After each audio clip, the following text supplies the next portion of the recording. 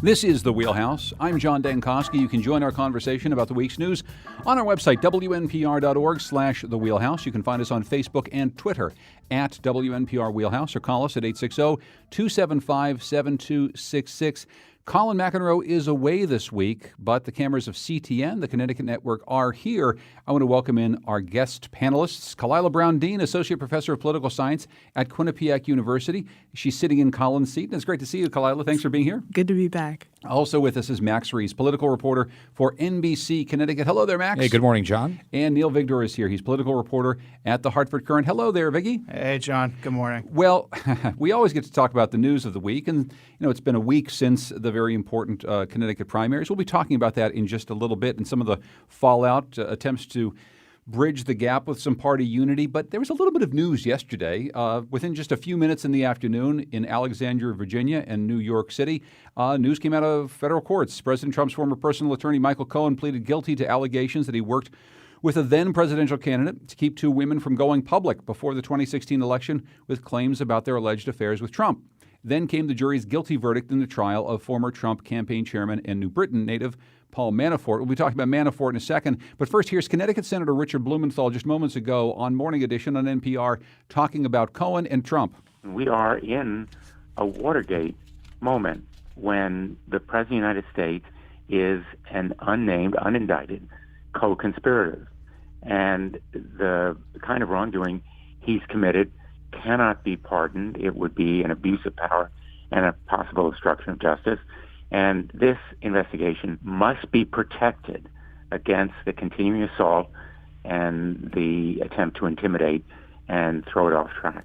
So that's Richard Blumenthal talking this morning on Morning Edition. Kalila elsewhere in the program, Lanny Davis, the lawyer for Michael Cohen, was very strong in his words, talking about the criminal activity of Donald Trump as he sees it, and also saying that the potential pardon that Richard Blumenthal alluded to there is something that Michael Cohen just won't take. So let's start with Michael Cohen. How big is this?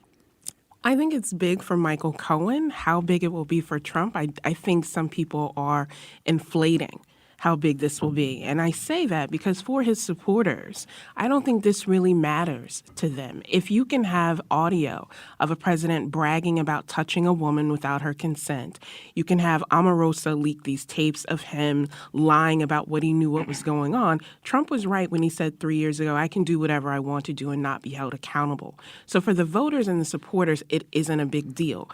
Who I think it matters the most is what are people in Congress going to do? How are you going to stand up to this, especially on the campaign trail when your constituents say, are you more loyal to your constituents or to this president? Well, and let's, as we go through the Paul Manafort trial as well, and we talk about all the things that are now beginning to heat up as part of the Mueller investigation, there is the question of what might happen if indeed the Democrats take control of the House in the fall. It's the first time we've really actually started to hear people using the I word, impeachment, as something that might be forthcoming. Do you see that in the current political situation, Kalila, as something that's likely even with the Democratic majority? I think that the Democrats have been playing scared for a very long time. So I don't think that if they regain the House, that automatically we're going to see this impeachment process start. I think that what will happen is what's happening in some of the states about how people are lining up and whether they would support it.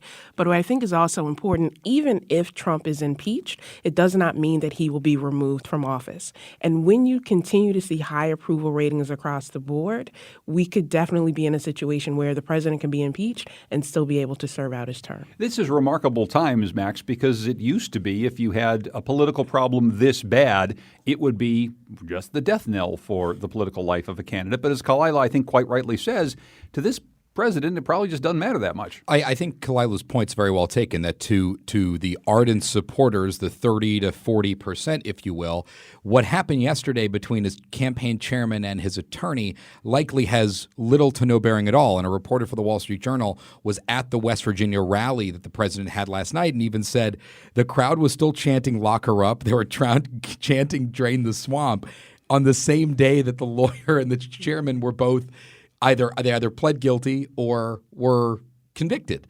That just doesn't matter to a lot of people. And I think to the impeachment question, in a lot of those swingy districts, those +1, +2 Republican point districts, the Democrats have been very scared to even utter the phrase impeachment because they feel like that would be a non-credible thing to say, that would kind of take out their legs from under them in the middle of it. But you also know that in some of those districts where they're going to have people out knocking doors to try to flip those seats, that's exactly what a lot of those energized supporters are going to be saying. I think Michael Cohen's guilty plea is a much bigger problem for Trump than Paul Manafort being convicted on the 8 counts of bank fraud and tax fraud. I mean, the charges that Cohen pled guilty to are felonies, and his lawyer Lanny Davis has said that the president directed Cohen to make these payoffs to Stormy Daniels and others. And I think that there was a great article, I believe it was in the New Republic yesterday, about how is this year kind of redux of 1974 Watergate. We heard Senator Blumenthal talking about Watergate yesterday. And in 74, the kind of Watergate babies, there was a blue surge in the House. And really, this year for Democrats, it could be a chance for them to pick up maybe 40, 50 seats.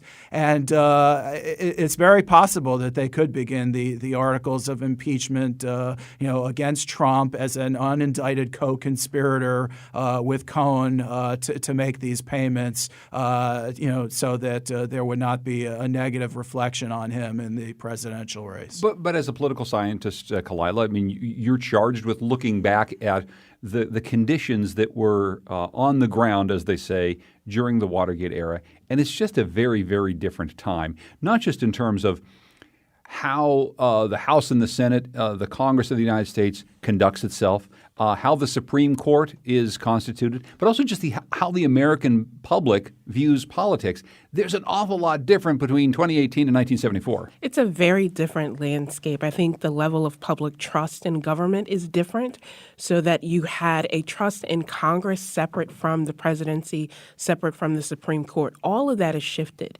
Even looking at the media landscape and the ability of the public to say, we trust journalists to tell us what's happening and to inform us so we can make this decision. Now that is all shifted, so that when you have a president saying media is the enemy as opposed to being a guardian for public trust and information, that will change the landscape and also change how much people know about the actual process of impeachment. On what moves forward here, I think that it's a good question for both political scientists, but also for those who are running many of these campaigns.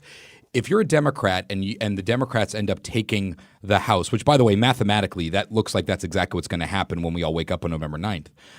But I think the fundamental question will be, will the Democrats be running the House in a resistant sort of fashion, or will they be attempting to run it in a governing sort of fashion? Will they try to work with what will likely still be a Republican Senate to get things done, or will they just be, frankly, an obstructionist Democratic Party on the House side, saying no? The only thing, because if they even pursue impeachment, what I'm saying is that will be the only thing that probably comes out of the next Congress. That would be the biggest major thing, because it's kind of hard to work with the other party when that party is trying to impeach your president. To be fair, it's not as though the last few Congresses have gotten an awful lot done.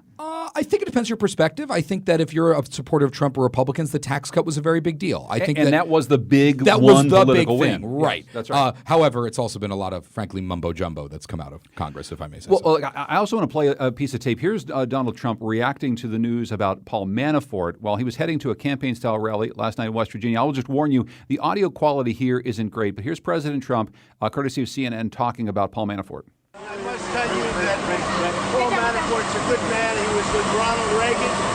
He was with a lot of different people over the years, and I feel very sad about that. It doesn't involve me, but I still feel, it's a very sad thing that happened. This has nothing to do with Russian collusion. This started as Russian collusion. This has absolutely nothing to do. This is a witch hunt, and it's a disgrace. This has nothing to do what they started out looking for Russians involved in our campaign. There were none.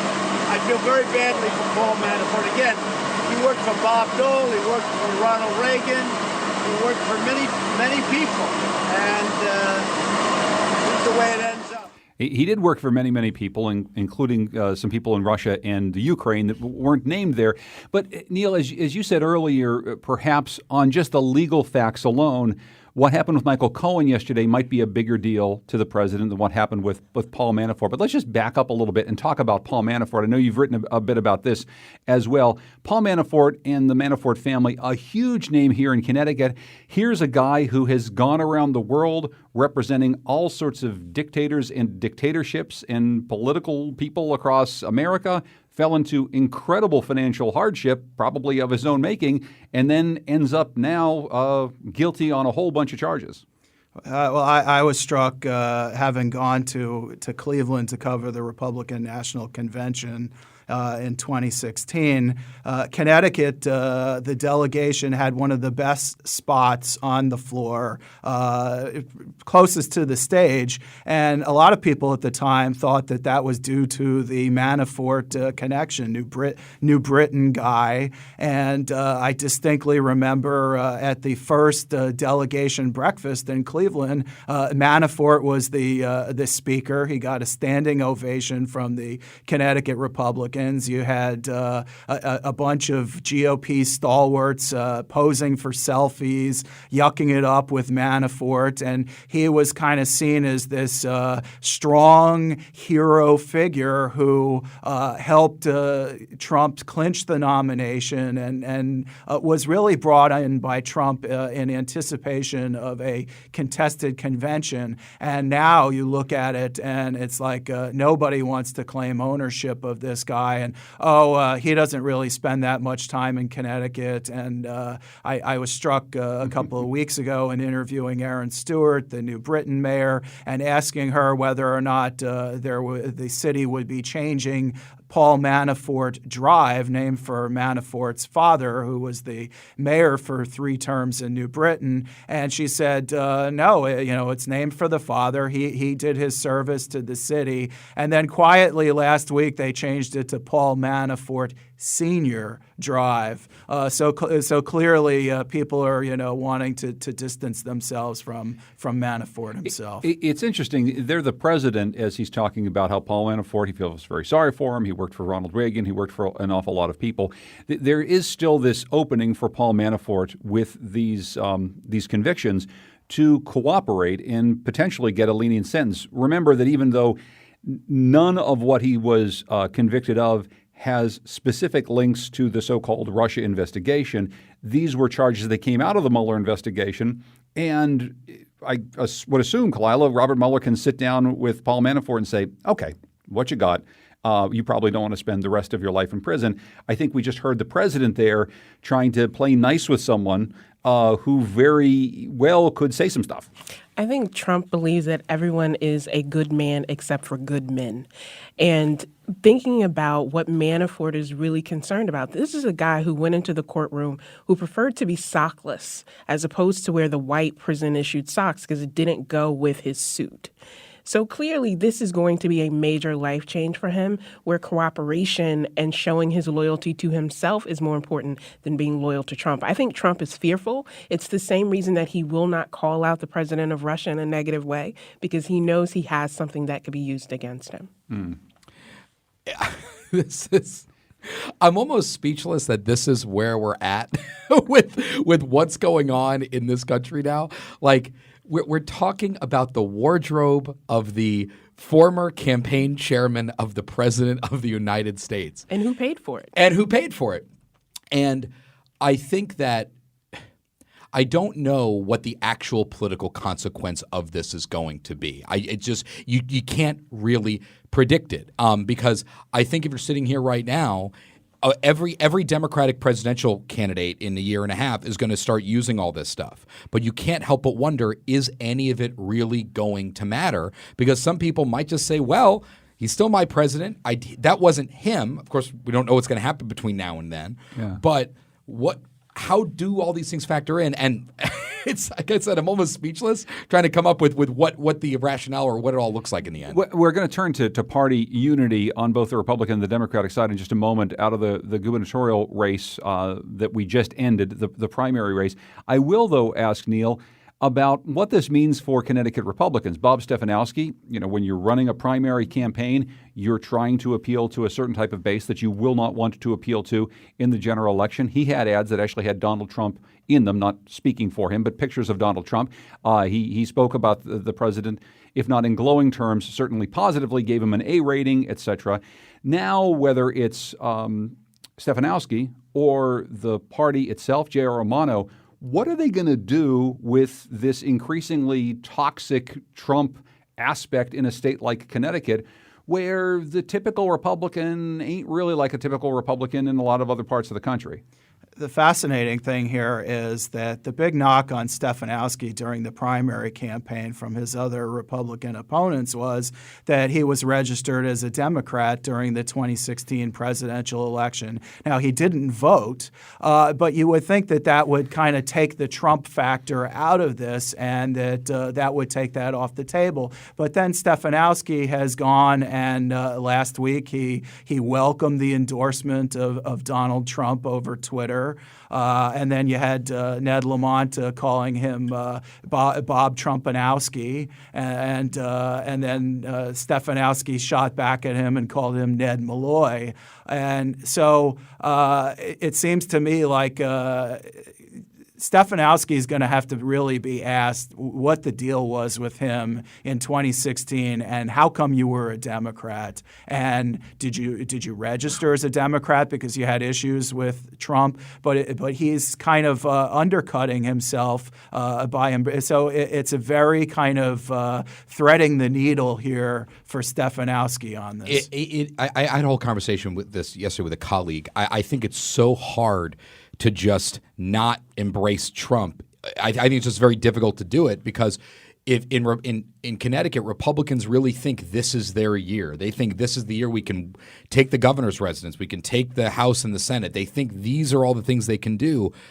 And a lot of those people still voted for Donald Trump. I would bet most, if not all of them, probably did. But a lot of them are still open, though, to not voting for a Democrat. Independent voters, I'm saying. They're open to not voting for a Democrat. But Bob Stefanowski embraced the endorsement. He used him in his ads. He's even said many, many times, we really need something like Donald Trump in Connecticut. That's the kind of management we need, cut better deals with the unions, et cetera. All those things are very Trumpian comments that are kind of hard to square. So I think the key difference here is that we have such a large population of independent voters in Connecticut. So the Republican Party will have to thread this needle very carefully.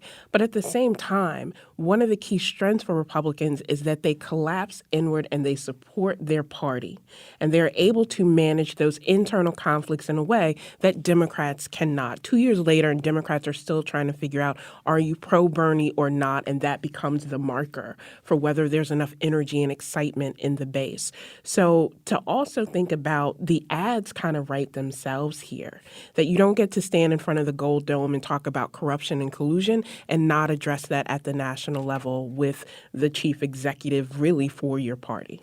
We're going to take a break. When we come back, let's talk more about party unity. We'll try to discuss a little bit more what's happening in the governor's race right now. I like what you said, Neil. He was registered as a Democrat for many years, but never voted. It sort of reminds me of Bill Clinton. Remember, I tried marijuana, but I didn't inhale. It sort of reminded me that. What's the point? Yeah, what's the point?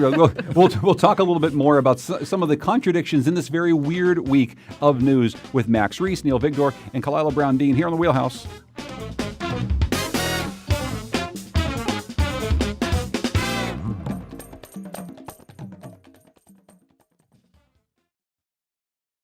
This is The Wheelhouse. I'm John Dankosky. We're talking about the week's news, and there's a lot of it, at wnpr.org/The Wheelhouse.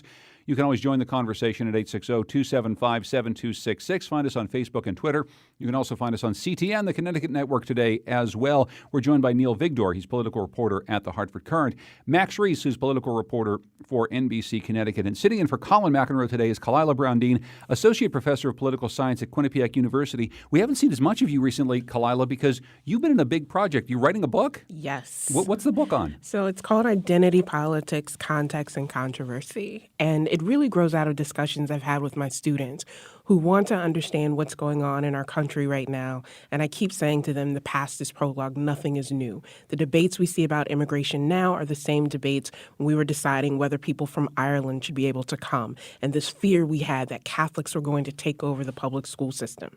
So it's a way for not just students, but the average interested person to see how it all comes together, and more importantly, what we can do to move the country forward. When's the book coming out? Fall 2019. Fall 2019. So it's still a lot of work ahead, but we're going to be looking forward to that. Very excited. Very cool. So Kalila Brown-Dean from Quinnipiac University with us. We started to talk a little bit about the race for governor. It's down to 3 men, including Oz Griebel. Well, maybe more than 3 men. We can talk about that. Oz Griebel's not officially qualified to be on the ballot yet as an independent candidate. Looks like he probably will, though. After these bitter campaigns in the primary, Ned Lamont and Bob Stefanowski have the task of uniting their parties, enlisting the help of those whose ambitions to be governor came to a screeching halt last Tuesday. Here is Lamont at a rally in Hartford on Saturday, giving a bit of a shout-out to his friend Joe Ganim, who was in the crowd. We are going to be fighting for Connecticut values. Right. You know what that means? That means opportunity for all. Yes. My friend Joe Ganim reminded me every day, an economy that works for everybody. An economy that works for everybody. It means we celebrate our diversity. Okay, so that's Ned Lamont giving a shout-out, Max, to his friend Joe Ganim. I didn't think that they were so chummy during the primary. They're buddies. I don't know if they've ever played golf together at the Round Hill Club, but they're just buddies now. Ned Lamont did a very good job in the race, and I think also the thing he had going for him, which we all learned, was the negativity and the animosity toward Joe Ganim around the state. Which, what I said on television, I'll say here: in a race without polling, it was always hard to quantify it. But then we kind of got these remarkable numbers: 82.5% to like 17.5%. But Lamont did a very good job of we used the phrase threading the needle earlier, of not criticizing Joe Ganim, but also trying to run his own race with a credible primary opponent. Well, now he has to shift to the general election now. And the way I see this race right now on August 22nd is you got one guy who's against any and all taxes, and Ned Lamont, in a roundabout kind of way, is almost like defending the way things have kind of always been in a roundabout kind of way, while also saying, well, I stand for a lot of other things than just the economy, trying to get Stefanowski on the stump on things like gay marriage, on abortion, and things like that. And I don't know which one of those is going to prevail in the end, but I would say so far Lamont has done a pretty good job of avoiding some of the landmines, if you will. Yeah, what do you see out of these two so far in this last week, Neil? Because we weren't exactly sure how much either of these men were going to come out of the gates after the primary. Very famously, when Ned Lamont won his first primary over Joe Lieberman in a run for Senate, he kind of stumbled out of the gate and wasn't able to build momentum then to the general election in November. Do you see him coming out a bit stronger than Bob Stefanowski? I don't. I know that there was a story the other day that Stefanowski's been kind of in witness protection since his primary victory. I know that Stefanowski did make some public appearances over the weekend. I thought it was interesting that his campaign did not send out media advisories ahead of time, as campaigns tend to do, about where their candidate is going to be.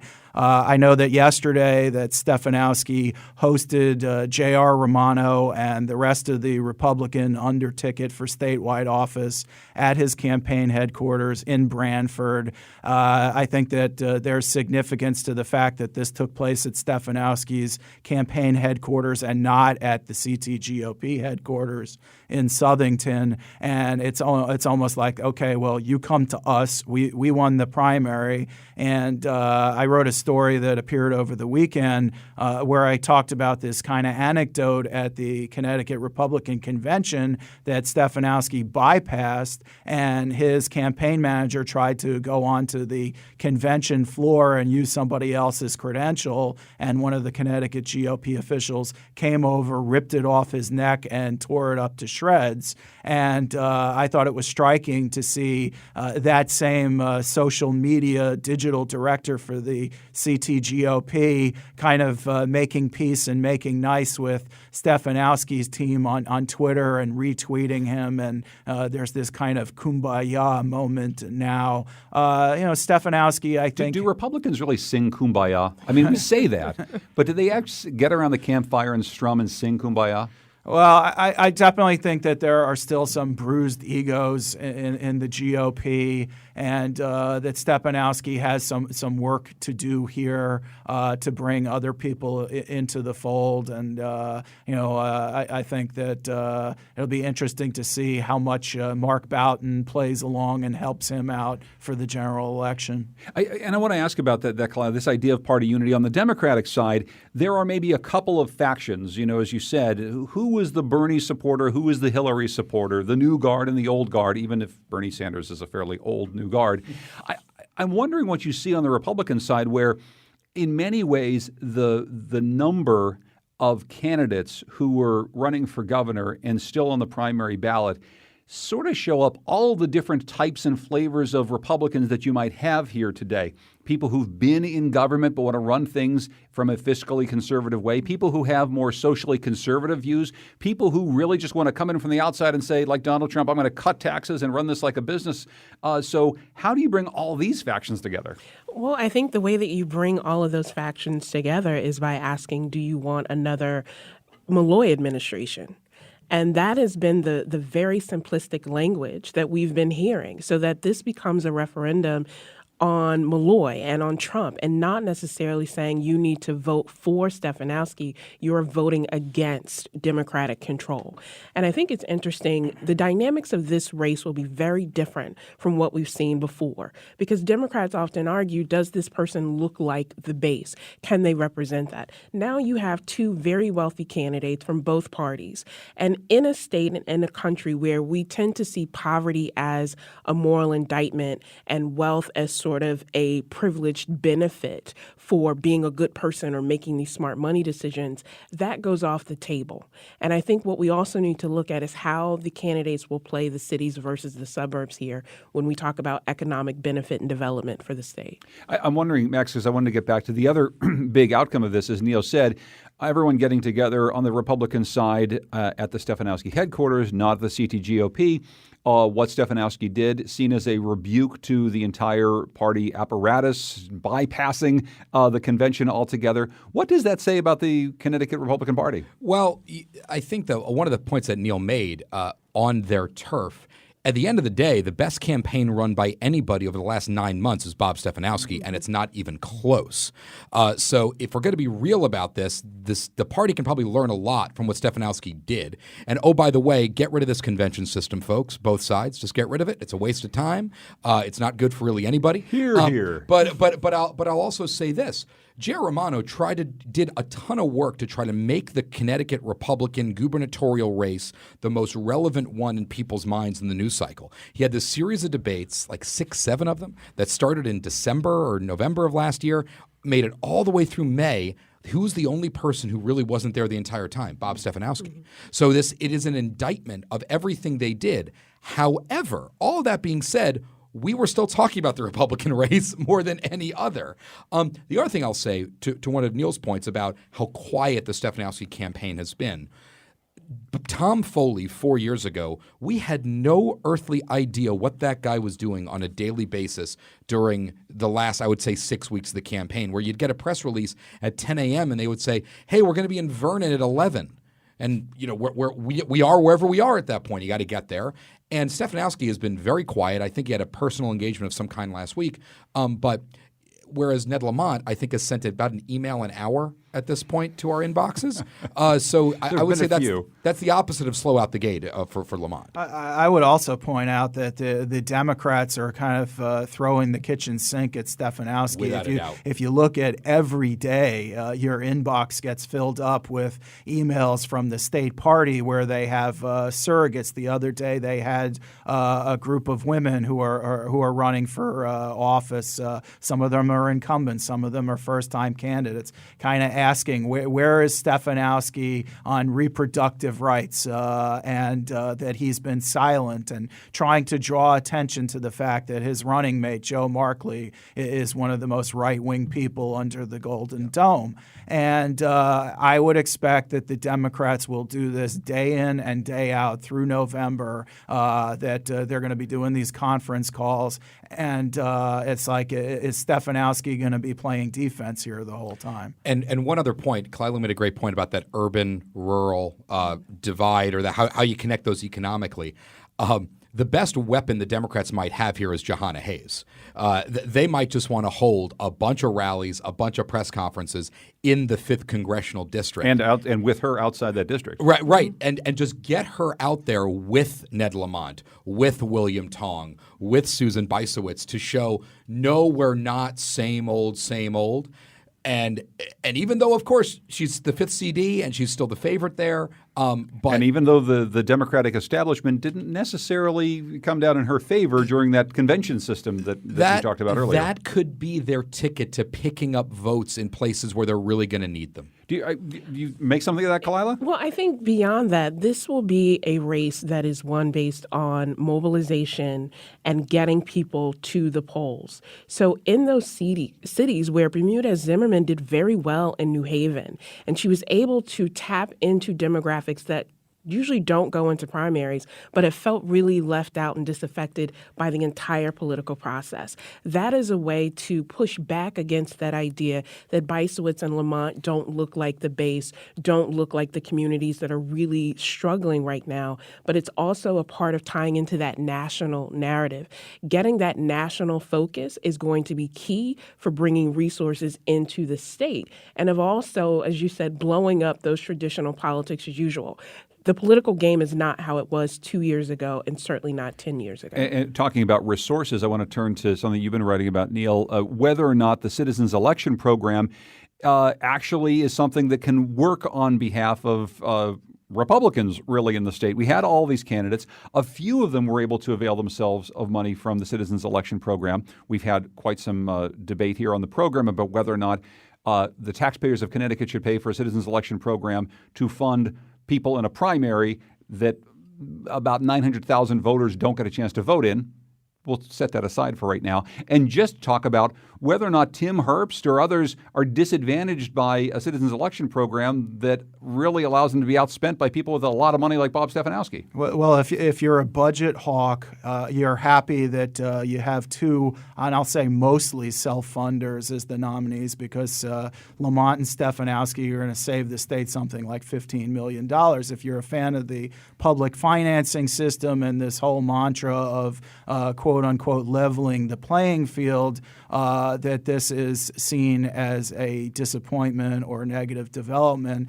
The other Republicans, I talked to Tim Herbst the other day, and he didn't get his money, $1.35 million for the primary until June 20th. And Boughton the same day. And he said at that point the cake was baked, and that Stefanowski, who spent $2.3 million of his own money and then had $600,000 in contributions, was able to saturate the airwaves for 7 to 8 weeks. He had a monopoly on TV, and by the time these other candidates had their grants approved, and Steve Obsitnik, of course, is the kind of poster child for this, he didn't get his money until July 18th, that the race was over by that point. And going back, I think that those TV ads that Stefanowski ran, I think that they can have kind of a, they were speaking to Republican primary voters,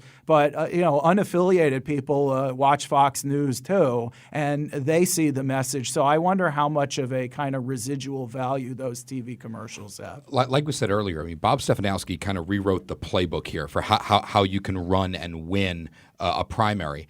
And the ultimate irony of all this, the wealthiest person, I believe, on either side, and when you look at their filings differently, David Stemmerman. By one shot. Yeah, and David Stemmerman, in an ultimate irony, ended up running. You could probably even argue it probably was the worst campaign because he had the most money, but he didn't get on the air until March or April, if I'm not mistaken. Maybe even been May, and Bob Stefanowski already owned the airwaves before then. He was able to define himself before anybody could define him. It's interesting, though, Kalila, there's so many data points, even just in Connecticut, about money spent in political campaigns over the course of the last decade or so. While it's very important for a Steve Obsitnik to get some money in so he can actually run a campaign, he doesn't until a month beforehand, and it goes right down the tubes.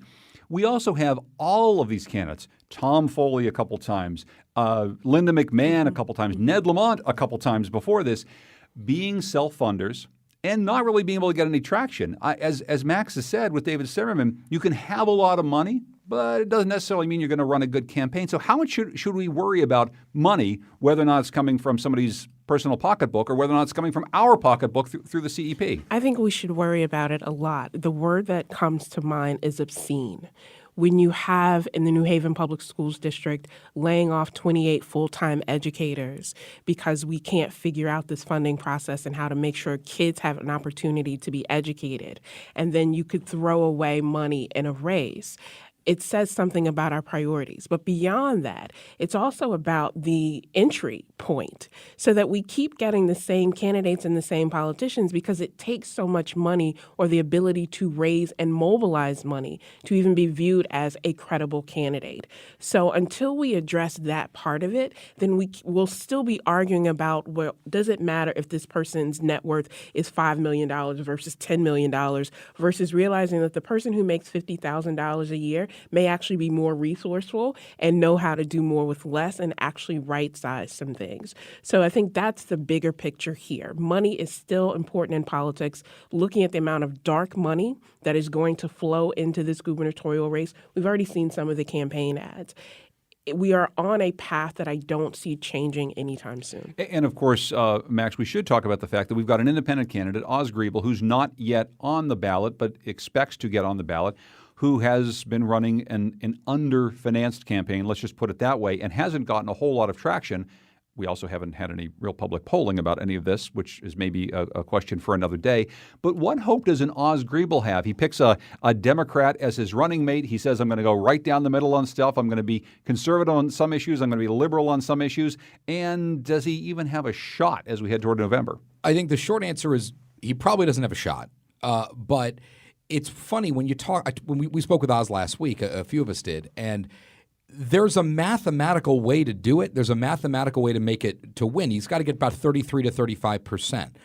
The problem is he has no money. That's problem number one, which Kalila was talking about.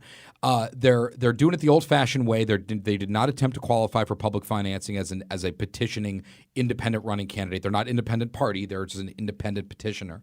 So they're going to be running, I believe, as Oz for CT. That's what you'll see them on the ballot if and when they qualify. But if they're not going to have the money and that kind of operation, even $500,000, that would pay for direct Facebook pushes. That would pay for Twitter pushes. They could pay for a billboard or two, in all seriousness. But that's going to be during the carpet bombing, if you will, of TV ads against Ned Lamont and Bob Stefanowski that we're all going to be sick of by the time November rolls around. I think beyond even money, just name ID. Oz is really kind of a Hartford guy, and obviously a lot of people remember his work on the Transportation Strategy Board, and he's seen as this kind of wonky guy and very policy oriented. But I think that there is a deficit in terms of name recognition, particularly in Fairfield County, downstate. That's going to be a big issue for him. In a lot of ways, it kind of feels like a John Kasich like candidate in Connecticut currently, where if you were to probably poll what he says, what he believes on different kinds of topics, whether it's tolls or taxes or collective bargaining, all those, I would be willing to bet that a lot of that's kind of straight in line with what a lot of people are thinking. But he's not fitting into the mold we've been talking about on the left or the right, so it's that's the problem. One way I think he's not like John Kasich is probably in 2 years I won't still be getting daily emails from Oz Griebel explaining what the candidate would have done had he been elected president. I just want to say one last thing about this, Kalila, and we were talking just before the primary and during the day of the primary. They were expecting very, very low turnout, that people weren't going to get very excited. We're reading from our friend Caitlin Krasselt and Hearst Connecticut Media here. More voters showed up to cast a ballot in last week's primary than have in any primary since 2006, a sign the momentum picked up by both parties after the 2016 election won't slow anytime soon. About 32% of registered Republicans and 29% of registered Democrats voted in the primary, according to the latest results. What does that tell you? That people actually turned out for this August primary, at least in numbers that are better than they have in the past? I think two things. One, people understand that the stakes are incredibly high right now. I think it also again, goes back to money. It was hard to not know that a primary was happening, even if you didn't have a particular candidate that you really had a strong affinity for.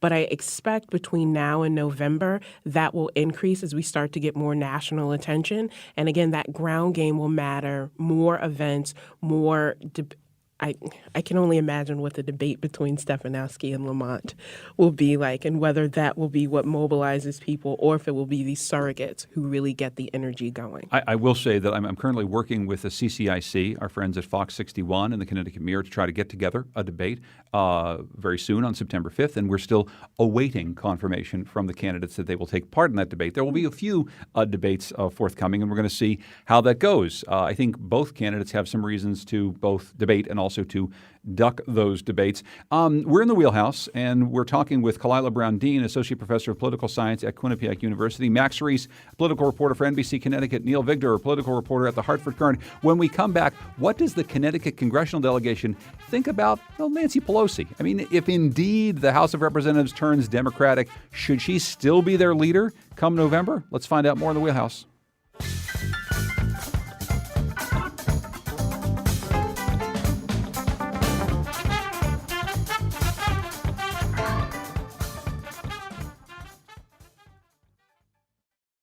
This is The Wheelhouse. I'm John Dankosky. Colin McEnroe away this week, but we're happy to have Kalila Brown-Dean, Associate Professor of Political Science at Quinnipiac University, Max Reese, political reporter for NBC Connecticut, and Neil Vigdor, political reporter at the Hartford Courant. Before we get to our next topic at hand, I guess we should do dramatic readings of Donald Trump tweets. We were talking about Donald Trump earlier. We played a little piece of tape of him praising Paul Manafort, feeling very, very sorry for him. Well, here's a few tweets from just this morning in case you haven't been on Twitter yet. Number one, if anyone is looking for a good lawyer, I would strongly suggest that you don't retain the services of Michael Cohen! There's also probably a lot of Michael Cohen attorneys, I'm just saying, out there. I know there's a poor Michael Cohen attorney somewhere in Ohio who's like, oh my God. There's a bunch of them. This is really a problem. The second tweet, I feel very badly for Paul Manafort and his wonderful family. A justice, in quotes, took a 12-year-old tax case, among other things, applied tremendous pressure on him, and unlike Michael Cohen, he refused to, in quotes, make up stories in order to get a, in quotes, deal. Such respect for a brave man, exclamation point. Then he writes, a large number of counts, 10, could not even be decided in the Paul Manafort case. Witch hunt, and Michael Cohen pled guilty to 2 counts of campaign finance violations that are not a crime. President Obama, Kalila, had a big campaign finance violation, and it was easily settled. I think you won the bet. You won the poll here as to how soon he would actually blame this on President Obama. I figured it would either be a blame on Obama or blame Hillary Clinton. What I think is interesting, though, is if you listen to these tweets, basically what Donald Trump is saying is stop snitching. And this is exactly what we tell people who live in urban areas all the time, that you need to cooperate, you should be honest, and not protect people that you know are doing wrong. So we'll take a knee on that one. But let me just follow up on that. It really is interesting, the idea that we should, as a society, unfailingly and unflaggingly listen to the authorities when they tell certain people to do certain things. It is just without question that the authority is in the right, and you, no matter who you are, probably if your skin looks different than mine, you should do exactly what they say. But for others, people who've done white-collar crimes, people who don't want to wear socks to court because it clashes with their suit, those people, the cops are out to get them. Well, and it goes, if we think about what's happening in our country right now, all of these cases regarding law enforcement misconduct, the ways that the president has questioned the intelligence community and really undermined this bastion of freedom for so long. Why is it that we should trust him to make this decision? And it also goes to this idea that there are not just one set of laws and one set of rules. It varies based on the person that we think is offending them, but it also varies based on what we think we can get out of the return. So when you have someone that violates the public trust and violates public money to do it, that to me is much more offensive and egregious. I want to turn to another kind of question of party unity. After 15 years as the Democratic leader in the U.S. House of Representatives, Nancy Pelosi no doubt has become a polarizing figure. During a recent interview with CNN's Poppy Harlow, Connecticut Representative Jim Himes praised Pelosi but refused to say if he would support her return to the House Speaker post should Democrats regain control. Here's that clip. Is Democratic leadership in the House too old and too white? Well, Poppy, look, having said that I am a huge admirer of Nancy Pelosi's operational ability. The fact that our top three leaders are in their late 70s, I don't care who those leaders are, that is in fact a problem. It is a problem because, of course, we are at a moment in time where young people are involved as they never have been before. These are the Parkland students getting young people involved. And I don't care how good you are, there is a generational gap. And so, again, you can ask me for a yes-no answer for what happens 4 months from now. But very clearly, soon, the Democratic Party is going to need to get some faces and some people who can speak to people in their 40s to people in their 20s. I didn't see the whole clip, Max. I'm not sure if she asked the yes-no question and what his answer was, but please, your response. So I think that there is a clear divide among some Democrats in the establishment in Connecticut and others. Jim Himes, you'd probably put on the Chris Murphy, Jahana Hayes side of things, but then you'd put probably John Larson, Joe Courtney, and Rosa DeLauro on the other side of things. I think that this is a big question for them. We pressed Jahana Hayes during the debate that we hosted at NBC Connecticut a couple weeks ago between Mary Glassman and her. And she said, I'm open to seeing everybody who would apply, who would want to be Speaker of the House, but said, but if given the option right now, I would not vote for Nancy Pelosi. Then there's Joe Courtney and John Larson and Rosa DeLauro, who I would be willing to bet have a pretty darn good relationship with Nancy Pelosi and might be in line for committee chairmanships, et cetera. So I think that that's a fundamental question that we're going to be seeing over the next few weeks. Let's not forget that Jim Himes is the head of the New Democrat Coalition, which is the kind of centrist group of House Democrats. And his being non-committal here, I think, is pretty telling. As I think Max brings up a good point that DeLauro and Pelosi have a very strong rapport, and I don't see Rosa DeLauro ever coming out against Nancy Pelosi. But I also think it's about what we expect the Speaker or the Chair to do. What is it that we want the Speaker of the House to do? It has to be someone that can hold the party together, that can navigate those norms, and that doesn't really happen for someone that's brand new, especially if Democrats retake the House. You need someone who can hit the ground running to really get things done. If not, you'll end up with another Tea Party resurgence where you can ride the wave for 2 years, and while you're doing that, people are organizing to completely regain control. I'm wondering, in the question of Nancy Pelosi, the question that was asked there that we heard Jim Himes responding to, is leadership too old and too white? There is another way to kind of look at this. Nancy Pelosi has been around for a long time. A lot of Democrats really, really like her. It's very clear that because of her track record, she is a very polarizing figure. It's very easy to put her in campaign commercials on the Republican side and say, see, look, this is who we're running against, Nancy Pelosi. But there is at least a whiff, Kalila, of what happened with Hillary Clinton as well. You have one of the most powerful women in political history poised to become the first female president.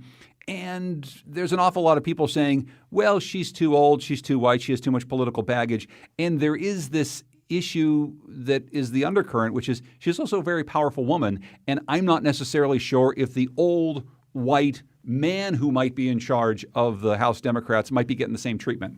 Is that a wrong thing to think? No, I think gender matters here. I think that gender is a way that we can sort of vilify people for being powerful and for ascending to these positions and not necessarily playing the same old boys network that plays out for other people. What I don't want us to lose sight of, however, is that Speaker of the House is one position, and in some ways it's a symbolic position.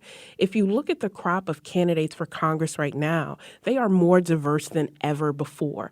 The fact that we could have our first 2 Native American Indian women entering the United States Congress, and the fact that it takes 2018 to make those kind of markers, it's not about saying that just because you look a certain way, we should trust you. It's about if Congress really wants to represent the American people, it needs to look like the American people in terms of economics, in terms of education, and a whole host of factors. Kalila Brown-Dean is Associate Professor of Political Science at Quinnipiac University, and she's got one of the great Twitter handles. It's at KBDPhD. Kalila, thanks, as always. Good to see you. Thanks, John. Neil Vigdor is here. He's political reporter at the Hartford Courant. His Twitter handle is Gettin' Viggy, which is my other favorite Twitter handle. Thank you so much, Neil. Thanks, John. Fun to be here. And Max Reese from NBC Connecticut is at Max Reese. I'm so boring. I got to change it to the dude with the twins or something. Thanks to Kyone Wolf and Scott Breed and everyone who helps to produce The Wheelhouse here on Connecticut Public Radio.